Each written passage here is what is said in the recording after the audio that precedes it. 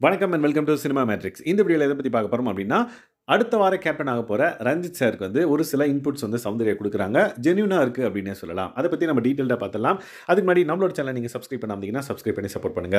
மத்த கண்டஸ்டன்ட்ஸ் வந்து கம்பேர் பண்றப்ப சௌந்தர்யா வந்து பார்த்தீங்கன்னா, எப்பவுமே ஸ்டாண்ட் அவுட்டா தான் நிக்கிறாங்க. ஏன் அப்டின்றத இப்ப பார்க்கலாம்.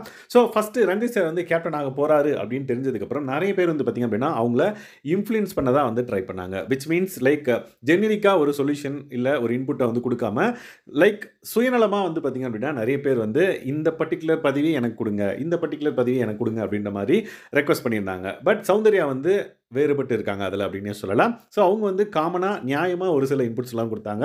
ஸோ அதுக்கு முன்னாடி யார் யாரெல்லாம் அப்படி கேட்டாங்கன்னு பார்த்தீங்கன்னா, ஜாக்லின் வந்து பார்த்தீங்கன்னா, கிச்சன் இன்சார்ஜா குடுங்க அப்படின்ற மாரியும், லைக் பவித்ராக்கு வந்து சர்ஜன்ட்ட குடுங்க அப்படின்ற மாரியும் வந்து பார்த்தீங்க அப்படின்னா, எல்லாரும் வந்து சஜெஸ்ட் பண்ணாங்க. ஸோ இந்த விஷயம் வந்து மத்தவங்க எப்படி கேப்டன வந்து இன்ஃப்ளூயன்ஸ் பண்றாங்க அப்படின்றத வந்து நம்மளுக்கு புரிய வைக்குது. பட் சௌந்தர்யா வந்து பார்த்தீங்கன்னா என்ன சொன்னாங்கன்னா, சிம்பிளா லைக் நீங்க இன்னைக்கு தான் வந்து best day to plan for next week captaincy அப்படின்றத சொல்றாங்க. ஸோ யார் யார் வந்து எதுல போடுறது அப்படின்றத நீங்க அனலைஸ் பண்ணுங்க அப்படின்ற மாரி சொல்றாங்க. 1. செகண்ட் வந்து பார்த்தீங்க அப்படின்னா, யார் யாரு எந்த வேலைய செய்யலையோ அந்த வேலைய வந்து அவங்களுக்கு குடுங்க. ஃபார் எக்ஸாம்பிள் இதுவரைக்கும் யார் கிச்சனுக்குள்ள வரலையோ அவங்களுக்கு வந்து கிச்சன் டீம்ல போடுங்க. ஸோ பாத்ரூம் வந்து கிளீன் பண்றதுக்கு இதுவரைக்கும் யார் போகலையோ அவங்களுக்கு வந்து குடுங்க. ஸோ ஒரு வேலைய வந்து பண்ணாதவங்களுக்கு வந்து டாஸ்க் அசைன் பண்ண பாருங்க அப்படின்ற மாரி ஒரு இன்புட் குடுக்குறாங்க. 2.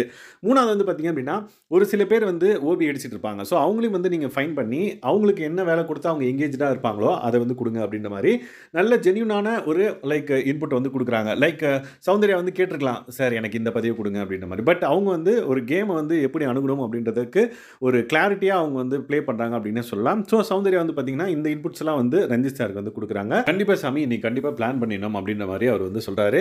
அண்ட் தென் சௌந்தர்யாவோட இன்புட் வந்து பார்த்தீங்க அப்படின்னா, கண்டிப்பா அவருக்கு ஹெல்ப் பண்ணும்னு நெனைக்கிறேன். நாட் ஈவன் சௌந்தர்யா, ஈவன் தீபக்கும் வந்து பார்த்தீங்க அப்படின்னா, நெறைய இன்புட்ஸ் வந்து குடுத்தாங்க. ஏன்னா ப்ரீவியஸா இவங்கலாம் வந்து கேப்டனா இருந்தவங்க. லைக் தீபக், ஜெஃப்ரி இவங்கலாம் வந்து பார்த்தீங்கன்னா, உட்கார்ந்து பேசிட்டு இருந்தாங்க.